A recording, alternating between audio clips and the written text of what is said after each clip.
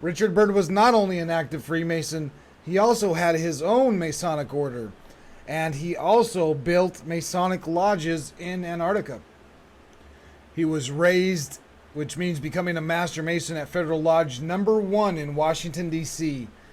on March 9th, 1921, and he's also affiliated with Kane Lodge number 454 in New York City, September 18th, 1928.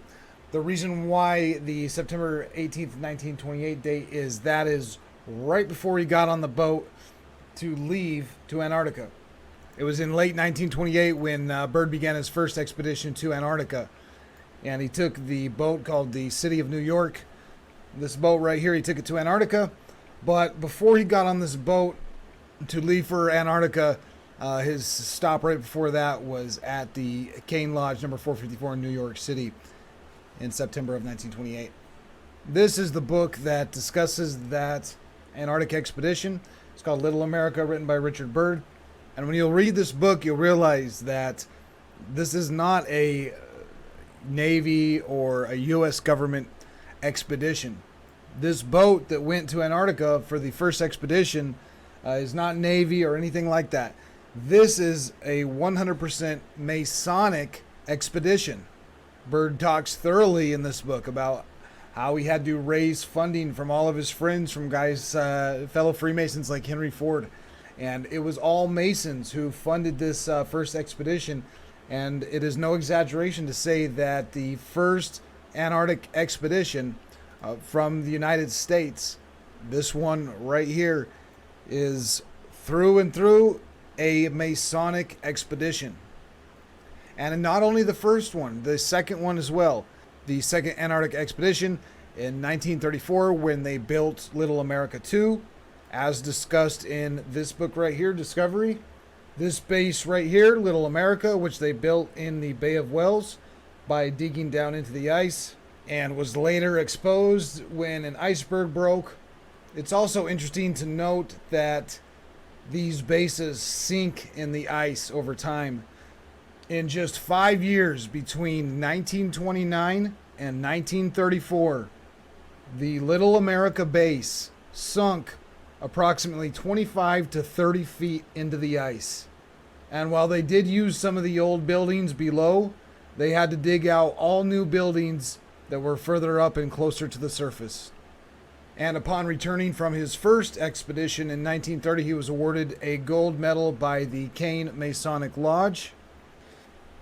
And the funny thing is that during these expeditions, for anybody who crossed south of 66 degrees, or the Antarctic Circle, which we could see the line right here, anyone with Richard Byrd who was in his boat and crossed this Antarctic Circle at 66 degrees south was required to join Richard Byrd's Masonic order called Order of the Penguin, officially established by Rear Admiral Richard Byrd.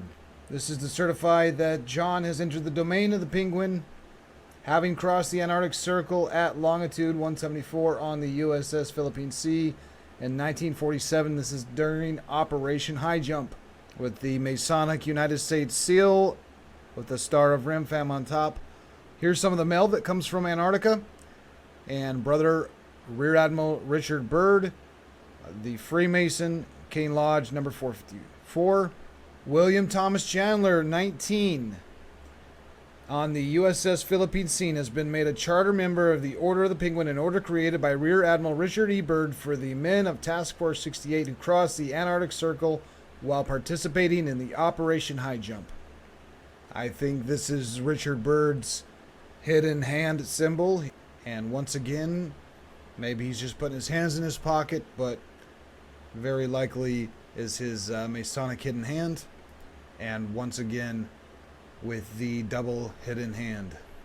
Richard Byrd from his Antarctic expedition, sponsored by the Masonic Stamp Club of New York and the Federal Lodge number 1 of Washington, D.C.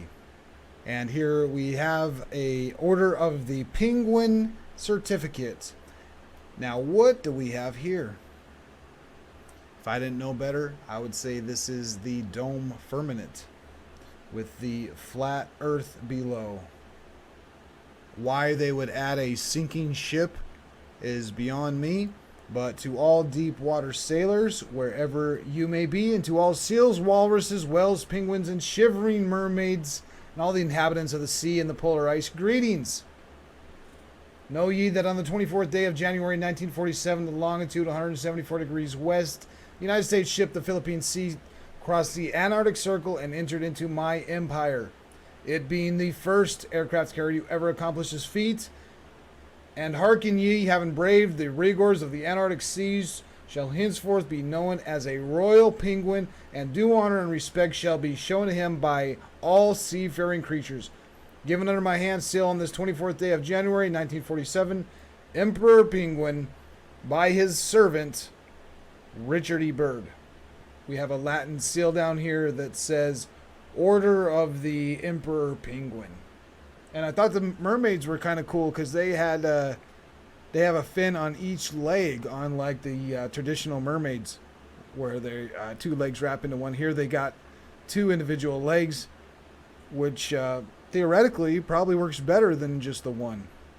And Richard Byrd also established the first Masonic lodge in Antarctica. When he went for the first time in the 1930s, he made the Antarctic Lodge number 777. And it is hard to see, but this is the Tyler's Register of Antarctica Lodge number 777. The Tyler is a rank in Freemasonry, and he is the guy with the sword on his apron. And the Tyler has a sword to enforce that only Masons enter into the Masonic Lodge. And here we have the attendance book of the first Antarctica Lodge number 777 at Little America, February 1935. That would be the second Antarctic expedition. However, as far as I know, the Antarctica Lodge 777 was established in 1929 during his first visit to Antarctica. And we can see all these signatures here, including Richard E. Byrd's signature right here. Very distinctive and identifiable signature. And we can read the text, Unique Lodge Meeting of Many Nations held by Byrd Antarctic Expedition. Now, given that these men are sworn to secrecy, it's fair to say that the Order of the Penguin most likely kept a number of secrets for the Freemasons themselves. And maybe that's why when I go to Google Earth and try to look at a picture of the South Pole, there are no photographs. The Masons who own Google, of course, will not let you see what is south of 85 or 83 degrees down here. You can see the distinctive circle right here where all the pixels have been pulled directly to the center, to where if you zoom in here, you just see a bunch of lines being pulled together. The reason why is those are individual pixels being stretched to a central circular point right here, because they don't show photographs south of this point. They've taken photographs from around 85 degrees south around this location at the Queen Maud Mountain Range, and they've stretched those pictures all the way to this point in a manner that there is no photo of this area of Earth.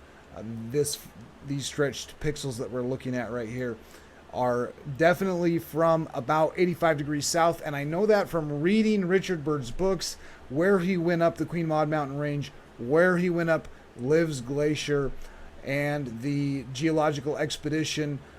Those guys encountered this mountain range way down here.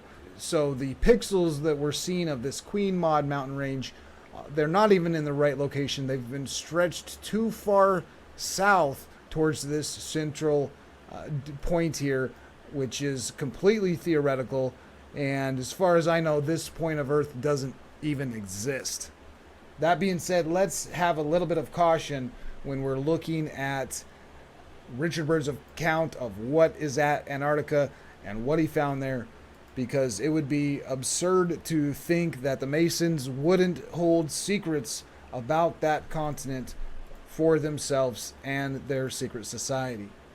And last but not least, once he died, we do find the pentagram on his gravestone with the upside down 5-pointed star. exactly like we see on the Masonic Order of the Eastern Star.